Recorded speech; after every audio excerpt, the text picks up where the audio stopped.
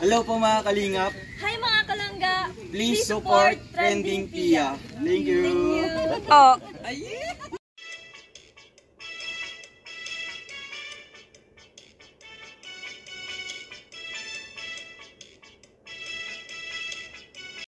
Guys, welcome back to my channel, Trending Pia po. Ayan, bago natin start ang ating reaction video, pasalamatan muna natin si Lord sa maraming blessing. Lord, thank you po. At syempre guys, pasalamatan natin na may-ari ng video, Bal Santos Matubang. Kung hindi ka pala ka-subscribe kay Kuya Bal, subscribe ka na.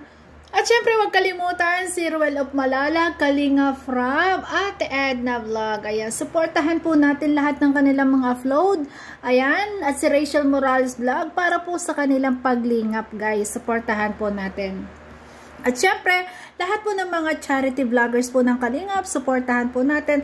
At mga co-reactors, guys, please po, support po ang channel.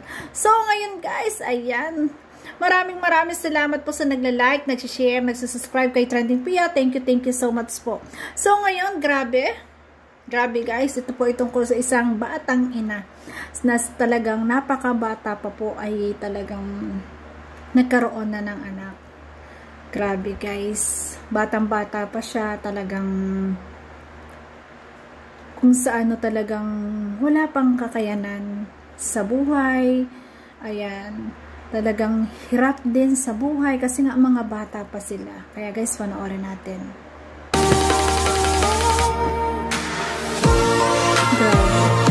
Grabe guys, so, sa dami ng mga napabahaya ni Kuya Bal, grabe, nakakilabot na talagang may gantong tao na talagang ang daming natutulungan. Grabe, tulong-tulong guys. Grabe po. Grabe ang ginawang pagtulong po ni Kuya Bal. Grabe. At syempre, pasalamat tayo kay Kuya Bal kasi kundi dahil din kay Kuya Bal, Kalinga Prab, inakilala natin ang Rochelle. Thank you so much po. Ganda naman ang tugtog. Ang cute. Ang galing ng editing. So ito po, mga Kalingap, ito tayo. At ito guys, kasama ni Kuya Bal ang kanyang anak. Ayan, kanyang anak na rin na si Pimiel. Grabe, talagang hinahasa ni Kuya Bal si Pimiel sa pagbablog. Ano ko si Pimiel, oh. Hello po mga Kalingap. Punta kami po doon sa nanganak pong bata pa. 16 years old. Parang walang tao rito. Ayan. Ano kaya to? Nangungupahan sila? Opo. Ayan. Meron. Meron. Hello. Anong ngupahan sila dito? Hi. Ay. Magandang hapon. Nanganak po. Kumusta? Ay, ito yung baby niyo. Okay mo lang po. Nanganak ka na? Yun! Anong anak mo? Okay. Saan? Ito po. Kabata pa ng anak. Kabata pa pala ng bata. Ano? May anak na. Grabe. Ang liit. Kabata pa. Bakit? Ayan, tinig na nila. Nakakagilid din talaga may baby, no?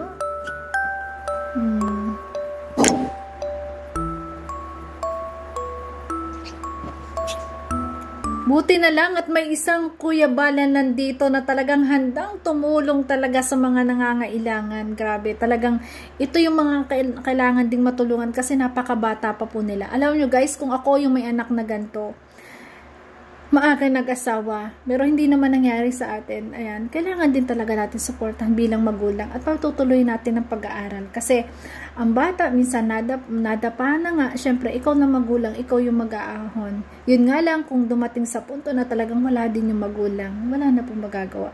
Kailangan lang nilang pagsikapan. Kasi, naniniwala naman ako na, yung kahit ganitong batang mga nag-asawa, kaya nilang umahon, basta diskarte lang sa buhay, pray lang. Diba?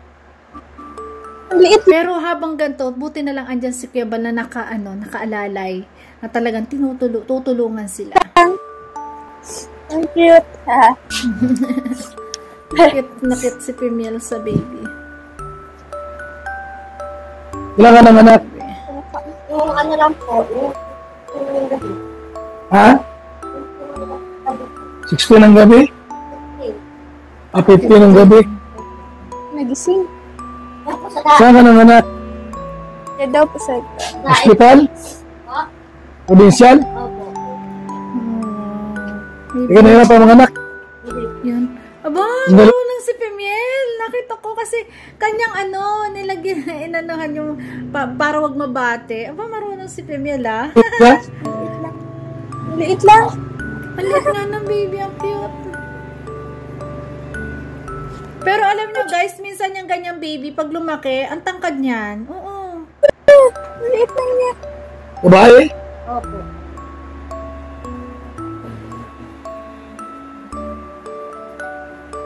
Grabe.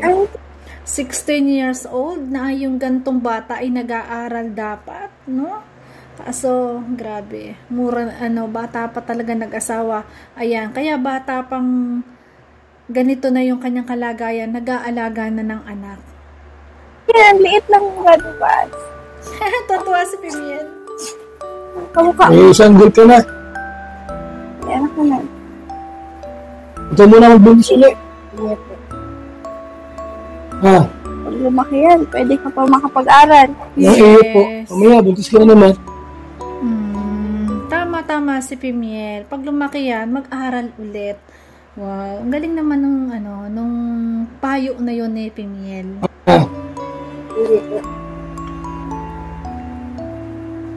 Ilang taon ka na nga? 16.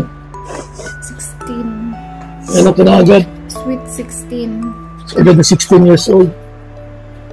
Yung edad kasing ganito ay parang grade 11, guys. Grabe. Sana college na pala siya. First year college or grade 11. Kasi kung walang 11, 12, first year na college, di ba?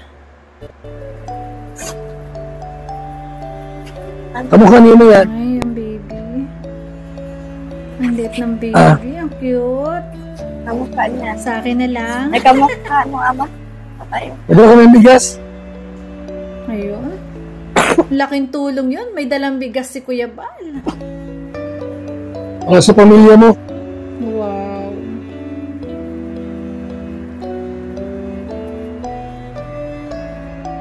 Pero mo, anong hinahanap niya? Oh. Saan naghahanap ng trabaho? Hinahanap na, wala pa. Oh, grabe. Ang bata pa talaga niya. Wala pa po. Ay, walang trabaho. Hindi mo lang po alam. Ay, grabe. Wala pang trabaho po yung asawa niya. Ay, wait. Nawala ang sounds. Hindi mo lang po alam. Hindi mo lang po alam. Ba't ang ina? Ano ba ka mo, te? Ay, ano po? Lian. Grabe, no? Ang bata pa niya. Kitang-kita mo sa itsura ng bata, talaga napakabata pa niya. Sa batang edad, may bata na rin inaalagaan. Sana maalagaan niya ng maayos yung bata. Grabe. Kasi nga bata pa siya. Pero syempre siguro may magulang naman na nandyan na mag-guide. Maalagaan niya ng maayos yan. 16 years old. May anak na agad. Anong gatas niyan? Sa akin po nagtitito. Buti may mahirap yan ko. Yun, buti sa kanya dumedede. Kasi mas masustansya naman po ang gatas ng ina. 'Di ba? Kaysa talaga sa gatas na binibili. Ang kailangan lang talaga itamang pagpapakain sa ina, gulay, more sabaw para may gatas siya, para may madede sa kanya yung kanyang anak. Wala yung may iba kasi po inang walang butas yung mahirap yun. Hindi, may butas na sabi ni Pimiel. May iba kasing ina na talagang hirap, lalo't ganyang bata na walang gatas.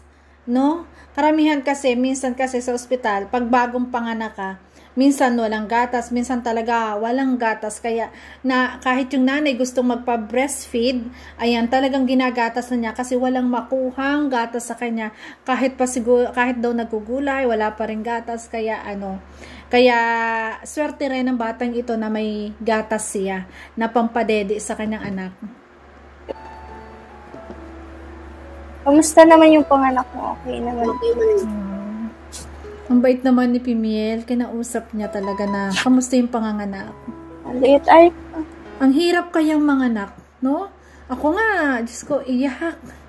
Iyak, sigaw. Ay, napakahirap manganak. Pero hanga ako sa batang ito na talaga kinaya niya. Sa murang edad, kinaya niyang manganak. Sobrang hirap, ang sakit ng manganak. Grabe. Kumukha mo.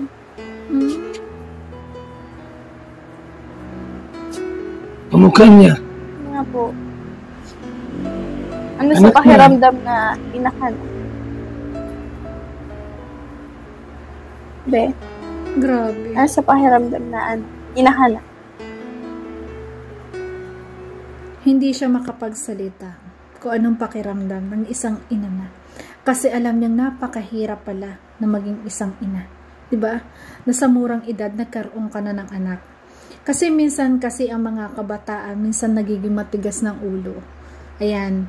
Ngayon, in reality, minsan nagiging matigas ang ulo, akala nila yung mga paghihigpit sa kanila ng kanilang magulang ay para sa magulang. Hindi nila alam na para sa ikabubuti nila.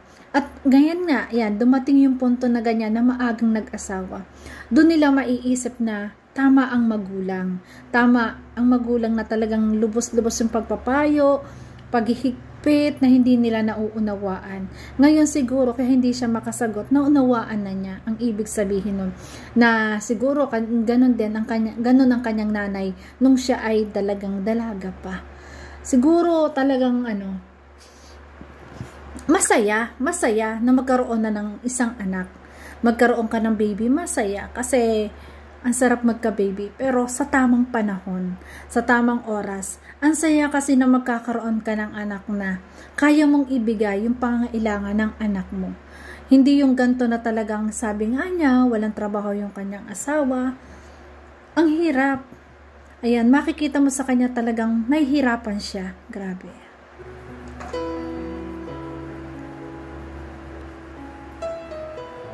Masaya ka.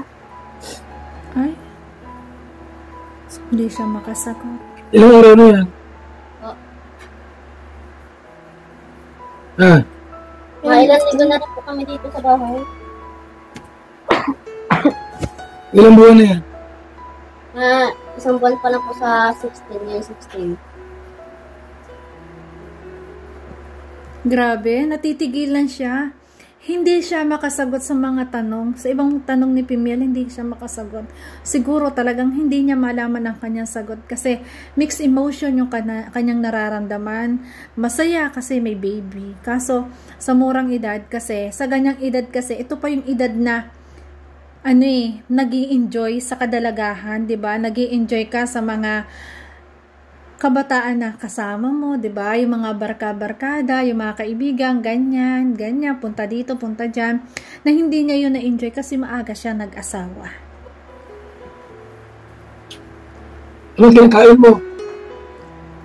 Dapat gulay at saka sabawan. Opo. Malunggay. Pero ganun pa man, hindi naman natin sinisisi itong batang ito na maaga siya nag-asawa. Siguro talagang kapalaran lang, pero salamat din at nandyan ang Kuya Bal na talagang tumutulong sa mga gantong nangangailangan, na binigyan siya ng bigas at binigyan din siya dito ng pera, guys. Kasi sabi nga niya na kulang sa timbang yung kanyang anak at kailangan pa niyang ibalik sa ospital, ipa-check up ulit. Sabi nga niya, yun nga lang wala siyang pera. Pero inabutan siya ni Kuya Bal dito ng halagang 2,000. Wari ko 2,000 yon, inabot ni Pimiel. Para sabi nga ni Pimiel, ayan, di ba sabi mo, kailangan mo sa pangailangan ng bata, babalik ka sa ospital, ayan, may panggastos ka na. Nakakalungkot talaga. Minsan, ang bata pa niya talaga nag-asawa. Pero hindi talaga natin masisisi. Ganon talaga. Ayan. Kailangan lang natin gabayan. Sa ngayon, dinalahan siya ni Kuya Bal po ng bigas at saka ng pera, inabutan. At ang malungkot pa, walang trabaho po yung kanyang asawa. Naghahanap pa daw po ng trabaho. Ano ba yun? Baka kasing edad din niya, napakahirap din humanap ng trabaho. Ayan, pwede siguro labor sa construction, ganun. Pero sa hamon ng buhay, andyan na yan. Wala na tayong magagawa dyan. Ang tangi na lang nating magagawa ay tulungan po. Yung bata, ayan, sa mga nakakaluwag, pwede nyo pong i-message si Kuya Bal para po matulungan nyo itong bata. Ayan, sa kanyang pagpapalaki sa kanyang mga anak at sa pangangailangan. Kasi nga, napakabata pa nila na napasubo, ayan, na nagkaroon ng pamilya. 'Di ba? Kaya, sa mga gusto pong tumulong, i-message po si Kuya Bal. Ngayon, kailangan lang po talaga ay atin na lang tulungan kasi nangyari na po talaga. Ito na yan. May baby na, may anghel na nandito. Dapat po ito ay matulungan. Tulungan na lang po. Ayan, huwag na nating i-bash na ganon, ganyan. Huwag na nating i-comment na nakakasakit ng kapwa. Kasi po, ganyan po talaga ang buhay. Yan po yung talagang kapalaran niya. Ayan. Pero tangi ipinagpipray ko na kahit naman ganyan, kasi karamihan naman, yung iba naman, kahit mga bata nag-asawa, kaya naman nilang umahon sa buhay. Kaya naman nilang sustentuhan ang kanilang mga anak. At yung iba talagang madiskarte. Nawa ay madiskarte silang mag-asawa para sa kanilang anak, sa kanilang anghel na nandyan. At maraming salamat kay Kuya Bal sa tulong sa batang inang ito na talagang sobrang bait ni Kuya Bal talaga sa pagtulong. Kaya naman ito ang adhikain ng Kalingap. Ng Team Kalingap po ang makatulong po talaga sa lahat na nangangailangan. Ito po yung abukasiya ng Kuya Bal na talagang sobrang bait po ni Kuya Bal na talagang pagtulong sa puso ay laging nandyan. Kasama ngayon si Pimiel. Kaya grabe guys. Sa mga kabataan ngayon, nawa po, ayan, nawa iwag natin kayanin na mag-asawa tayo ng maaga. Isipin din po natin ang kalagayan ng ating magiging anak. Kung ang inyong mga magulang ay mahigpit, kung ang inyong mga magulang ay medyo maligalig, hindi kayo makaalis-alis at pinaghihigpitan kayo. Isipin nyo po na yun na isipin nyo po na yun na isa ikabubuti po ninyo. Hindi yun sa ikasasama. Kasi walang magulang na masamang ginusto sa anak. So, ganun pa man guys. Thank you for watching. Ayan, kung nagustuhan mo ang reaction video ko, baka pwedeng pa-like, share, and subscribe. Trending Pia po. At syempre, kung gusto nyo mapanood ang full video po, ayan, pwede nyo po mapanood sa channel po ni Kuya Bal. Ayan, at don't skip ads guys. At sa mga gustong tumulong po, message nyo lang po si Kuya Bal. Bye-bye guys. I love you. Ingat palagi po.